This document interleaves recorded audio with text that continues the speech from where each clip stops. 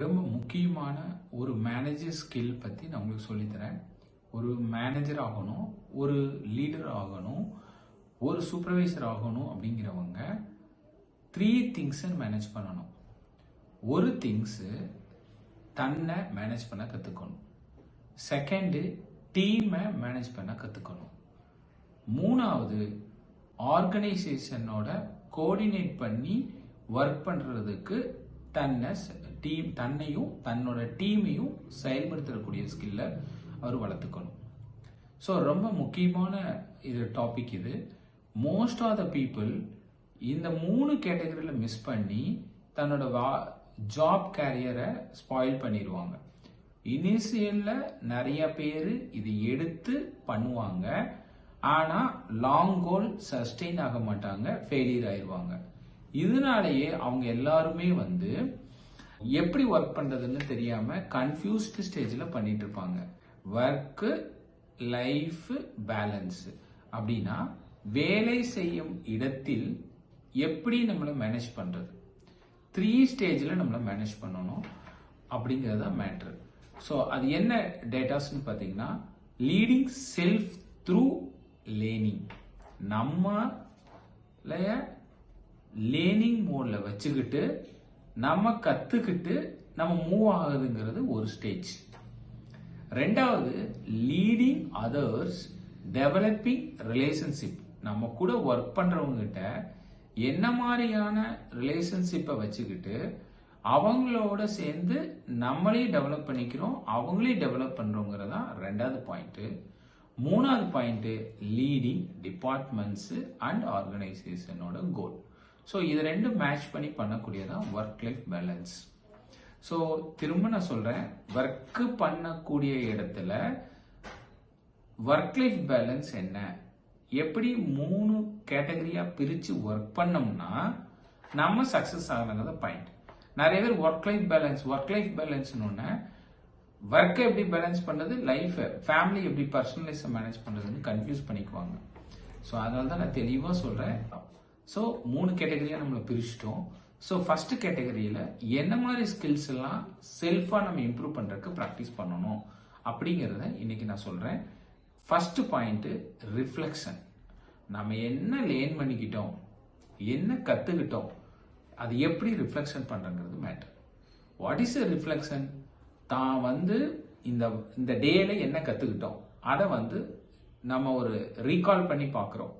இன்னைக்கு இதெல்லாம் கத்துக்கிட்டோம், இதெல்லாம் நம்ம பேசிட்டோம், இன்னைக்கு இது ஒரு டிஃபெக்ட், ஸோ இந்த இதில் ஃபெயிலியர் ஆயிட்டோம், இன்னைக்கு இந்த எக்ஸ்பீரியன்ஸ் நமக்கு கிடைச்சிருக்கு அப்படின்னு செல்ஃப் ரிஃப்ளெக்ஷன் பண்றதுங்கிறது ஒரு பாயிண்ட்.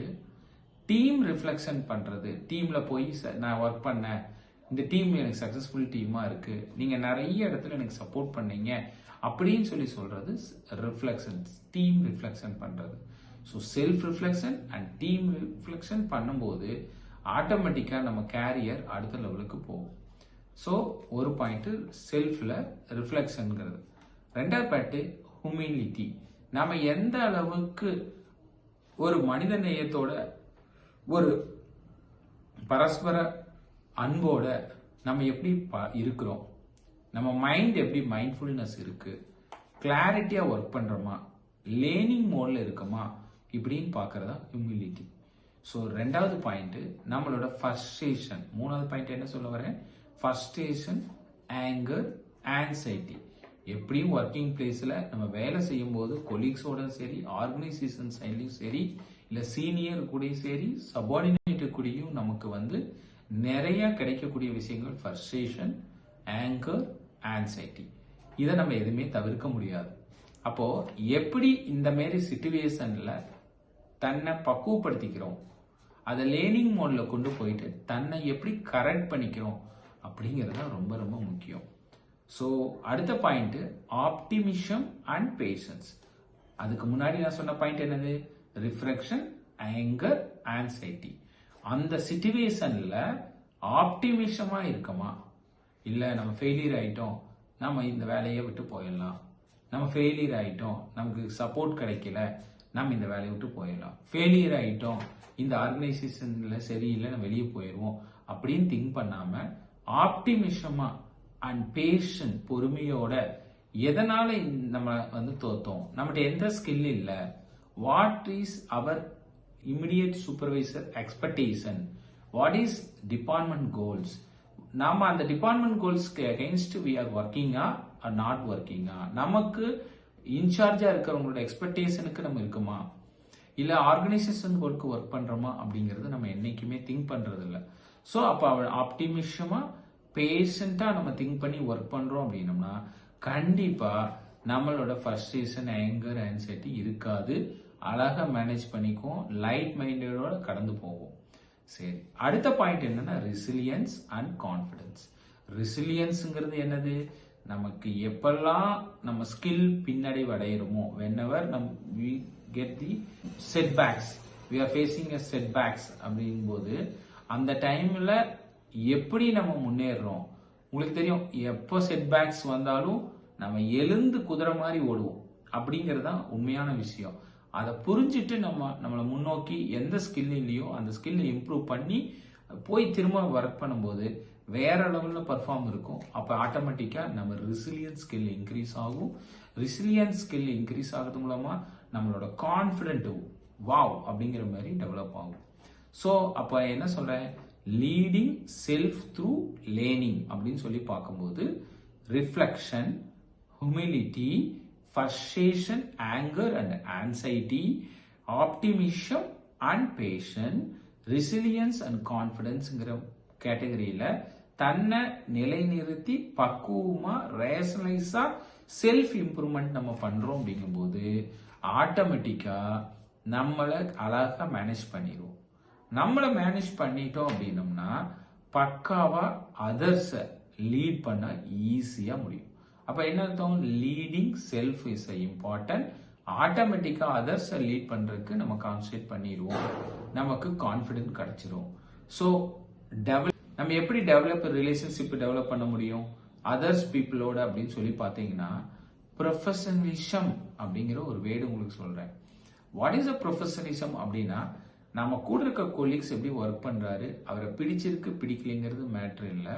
பட் அவரோட நம்ம எப்படி பயணிக்கிறோம், அவருக்கு முழுமையா 100% புரியும்படி சொல்லி கொடுத்துருக்கோமா, சொல்லி கொடுத்தது அவர் எந்த அளவுக்கு ரிசல்ட் கொடுக்குறாரு, 100% அவர் ரிசல்ட் கொடுக்குற மாதிரி அவரோட அபிஷியலோட சேர்ந்து அவரை புஷ் பண்ணி அவரை புல் ஸ்டேஜில் ஜெயிக்க வச்சு ஒரு சக்சஸரா கிரியேட் பண்ணுங்கிறது ஒன்லி ப்ரொஃபஷனலிசம். எக்ஸ்ட்ரா எந்த ஒர்க்குமே நம்ம பண்ணுறது இல்லைங்கிறது முக்கியமான point. Everything is a big thing. So அப்போ ப்ரொஃபஷனலிசம் என்னங்கிறது உங்களுக்கு 100% புரிஞ்சிருக்கும். அடுத்த பாயிண்ட் லிசனிங். ஸோ ஆக்டிவ் லிசனிங்கிறது ரொம்ப ரொம்ப முக்கியம். இந்த ஸ்கில் வந்து எம்பதி அப்படின்னு நான் சொல்லுவேன் அடிக்கடி உங்களுக்கு. ஸோ ஆக்டிவ் லிசனிங்காக நம்ம இருக்கிறோங்கும் போது நம்ம சபார்டினேட், நம்ம கொலீக்ஸ், நம்மளோட கஸ்டமர், நம்மளோட மேனேஜ்மெண்ட்டோட நீட்ஸ், கோல்ஸ் எல்லாமே நமக்கு புரியும். அதை அப்சர்வ் பண்ண அவங்களோட எம்பதி ஸ்கில் அவங்களா மாறி ஒர்க் பண்ண வெர்ஷன் அப்டேட் ஆகி அடுத்த லெவலுக்கு நம்ம போக ஆரம்பிச்சிருவோம்.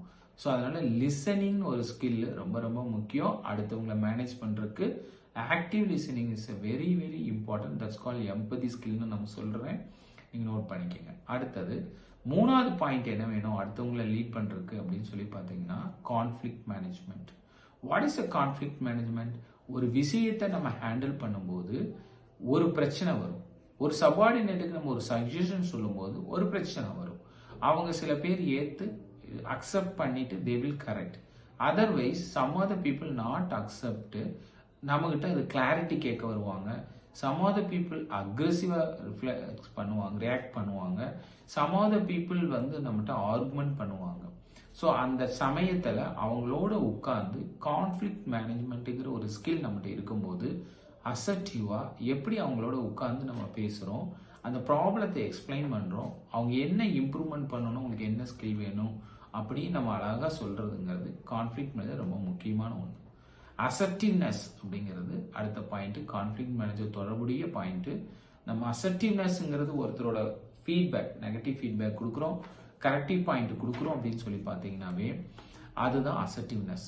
அவர் நம்மளை தப்பா நினைச்சுக்குவாரு, நம்ம கரெக்ஷன் பாயிண்ட் சொன்னா நம்ம ஃப்ரெண்ட்ஷிப் அவாய்ட் பண்ணிக்குவாரு, அவரோட நம்ம ஒர்க் பண்ண முடியாது அப்படின்னு நம்ம திங்க் பண்ணாம நம்ம ஒரு சரியான பாயிண்ட் அவருக்கு சொல்றோம், அவரோட கேரியருக்கு இது முக்கியமான பாயிண்ட், அவர் வெல்விஷரா நம்ம இதை அவருக்கு கொடுக்குறோம் அப்படின்னு திங்க் பண்ணி we are giving a confident level of feedback, correction point கொடுக்குறோம், நெகட்டிவ் ஃபீட்பேக் கொடுக்குறோம்னா that is called assertiveness. Diversity and inclusiveness, எல்லா இடத்துலையும் உங்களுக்கு தெரியும் டைவர்சிட்டிங்கிறது இருக்கும். எல்லா பன்முகத்தன்மையுடைய பீப்புள் நம்மளோட டீம்ல இருப்பாங்க.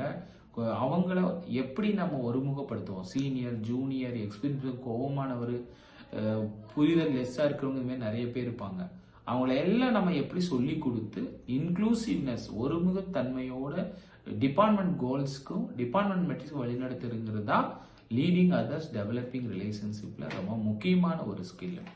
பர்ஸ்பெக்டிவ், எப்பவுமே நம்ம பர்ஸ்பெக்டிவ்ங்கிறது ரொம்ப ரொம்ப முக்கியம். நம்ம டீமோட கருத்து, நம்ம டீம் மெம்பர்ஸோட கருத்து, மேனேஜ்மெண்ட்டோட கருத்து, நம்ம முன்னோக்கி எப்பவுமே மூவ் ஃபார்வேர்டோட பர்ஸ்பெக்டிவா நம்ம அவங்கள எப்பவுமே பார்க்க வேண்டியதுங்கிறது நம்மளோட மெயின் ரெஸ்பான்சிபிலிட்டி. அப்போ லீடிங் அதர்ஸ் அப்படிங்கும்போது ப்ரொஃபஷனலிசம் வேணும், லிசனிங் ஸ்கில்ஸ் வேணும், கான்ஃப்ளிக்ட் மேனேஜ்மெண்ட் ஸ்கில் வேணும், அசர்ட்டிவ்னஸ் ஸ்கில் வேணும், டைவர்சிட்டி அண்ட் இன்க்ளூசிவ்னஸ் ஸ்கில்ஸ் நம்மகிட்ட வேணும், பர்ஸ்பெக்டிவ் ஸ்கில்ஸ் வேணும். சரி, லீடிங் டிபார்ட்மெண்ட் அண்ட் ஆர்கனைசேஷன் நம்ம லீட் பண்ணும்போது அப்ப என்ன டைப் ஆஃப் ஸ்கில்ஸ் எல்லாம் நமக்கு தேவைப்படும் அப்படின்னு சொல்லி பார்க்கும்போது ஆர்கனைசேஷனோட அச்சீவிங் எக்ஸலன்ஸ், ஒரு ஆர்கனைசேஷனோட என்ன எக்ஸ்பெக்டேஷன் இருக்கு, என்ன மெட்ரிக்ஸ் இருக்கு, நம்ம அதை எப்படி அச்சீவ் பண்ணுவோம், எப்படி அட்ராக்ட் பண்ணுவோம், எப்படி அதை சாதிப்போம், அக்காம்ப்ளிஷ்டு சக்சஸ்ஃபுல்லி அப்படிங்கிற ஒரு ஸ்கில் வேணும் நமக்கு. ஸோ விஷன், நம்ம ஆர்கனைசேஷனோட ஸ்ட்ராட்டஜி என்ன, ஆர்கனைசேஷனோட பிளான் என்ன, ஃபியூச்சரிஸ்டிக் ஐடியா என்னன்னு நம்ம ப்ராப்பரா அப்சர்வ் பண்ணி அதுல நம்ம கேரியர் என்ன, நம்ம ஃபியூச்சரோட விஷன் என்னன்னு நம்ம பார்க்கறதுங்கிறது ரொம்ப முக்கியம். நம்ம டீமுக்கு அது கொடுக்கறதுங்கிறது ரொம்ப முக்கியம். அப்போ நம்ம அந்த ஒரு ஸ்கில்லை வளர்த்துக்கணும். prioritize and being organized, நம்ம scheduling the prioritize the scheduling is a very very important one of the skills. ஏன்னா நம்ம ஆர்கனைசேஷன் ஏரியாவில் போய் ஒர்க் பண்றோம், டிபார்ட்மெண்ட் கோல்ஸ்க்கு ஒர்க் பண்றோம் அப்படின்னா கிட்டத்தட்ட நிறைய ஒர்க் இருக்கும், நிறைய கொலீக்ஸ் சீனியர்ஸ் ஹேண்டில் பண்ண வேண்டியிருக்கும், டிஃப்ரெண்ட் டிபார்ட்மெண்ட்ஸ் இருக்கும். ஸோ இதெல்லாம் நம்ம ஆர்கனைஸ் பண்ணி டைம் ஷெட்யூல் போட்டு ஒர்க் பண்ணும்போது தான் அந்த இடத்துல அந்த டைம் ஃப்ரேமுக்குள்ள வித்தின் டைமுக்குள்ள அந்த ஒர்க்கை நம்ம கம்ப்ளீட் பண்ண முடியும். ஸோ அப்போ prioritising and being organised is a very very important one of the skill. Initiative, அடுத்த ஸ்கில் என்ன ஸ்கில்னு பார்த்தீங்கன்னா இனிஷியேட்டிவ். நம்ம ஒரு ஒர்க்கை செய்யும் போது சபார்டினேட்டிவ் கூட பண்ணும்போது இல்லை ஆர்கனைஸ்டு ப்ராப்ளம் சால்விங் ஸ்கில். நம்ம டிபார்ட்மெண்ட்டில் இமீடியட்டா சால்வ் பண்ணக்கூடிய ப்ராப்ளம் இருக்கும், சில ப்ராப்ளம் நம்மளால சால்வ் பண்ண முடியாதுங்கிறது ஐடென்டிஃபை பண்ண தெரியணும். அன்கண்ட்ரோல் ப்ராப்ளம் அப்படிங்கும்போது அதை அப்படியே போக விட்டுட்டோம்னா சைலண்டா அந்த ப்ராப்ளம் ரிசால்வ் ஆயிரும். அதை நினைச்சு நம்ம டென்ஷன் ஆகுதில்லை. சேஞ்ச் மேனேஜ்மெண்ட் ஆர்கனைசேஷனும் எப்பவுமே சேஞ்ச் ஆயிட்டு இருக்கும். நம்ம பாலிசி அவங்க அப்டேட் பண்ணிட்டே இருப்பாங்க, ஸ்ட்ராட்டஜிக்கு சேஞ்ச் பண்ணி ஒர்க் பண்ணுவாங்க. அப்போ நம்ம எப்படி அந்த ஆர்கனைசேஷன் சேஞ்ச் ஆகிறத அக்செப்ட் பண்றோம், அவங்களோட நம்ம எப்படி டெவலப் பண்ணிக்கிறோங்கிறத பொறுத்து நம்மளோட சேஞ்ச் மேனேஜ்மெண்ட் ஸ்கில் நம்மளை நிலைநிறுத்தும். எப்பவுமே அச்சீவிங் ரிசல்ட், எப்பவுமே நம்ம இத்தனை விஷயம் சொன்ன self handling process, other leading person, leader தன்னை செல்ஃபா ஹேண்டில் பண்ணுங்கிறது ஒரு ஸ்கில்லு, லீடிங் அதர்ஸ்ங்கிறது ஒரு ஸ்கில்லு, லீடிங் டிபார்ட்மெண்ட்ஸ் அப்படிங்கிறது ஒரு ஸ்கில் சொன்னேன். இத்தனை விஷயத்தையும் ஒர்க் லைஃப் பேலன்ஸ்ல அவர் ஹேண்டில் பண்ணும்போது அல்டிமேட்டா லீடர் அண்ட் மேனேஜர் அண்ட் சூப்பர்வைசரா இருக்கக்கூடியவங்க எப்பவுமே அச்சீவிங் ரிசல்ட், அதாவது மேனேஜ்மெண்ட் கொடுக்கப்பட்ட டார்கெட்டை அச்சீவ் பண்ணக்கூடிய ஆப்ஜெக்டிவ்ஸ் உள்ள டீமை டிரைவ் பண்ணி கொண்டு போற ஸ்கில் அவருக்கு இருக்கணும். அப்பதான் அவர் ஒரு சக்சஸ்ஃபுல் மேனேஜரா இருப்பாரு, ஒரு லீடரா இருப்பாரு.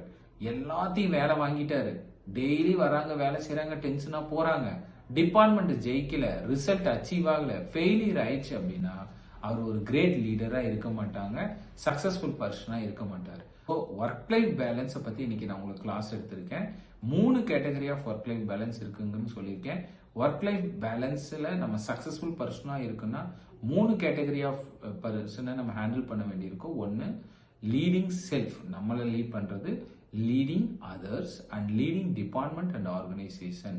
ஸோ இன்னைக்கு நான் சொன்ன ஒர்க் லைஃப் பேலன்ஸ் உங்களுக்கு ரொம்ப யூஸ்ஃபுல்லா இருக்கும். ஒவ்வொரு மேனேஜருக்கும் நீங்க ஒரு சக்சஸ்ஃபுல் மேனேஜரா வரதுக்காக வாழ்த்துறேன்.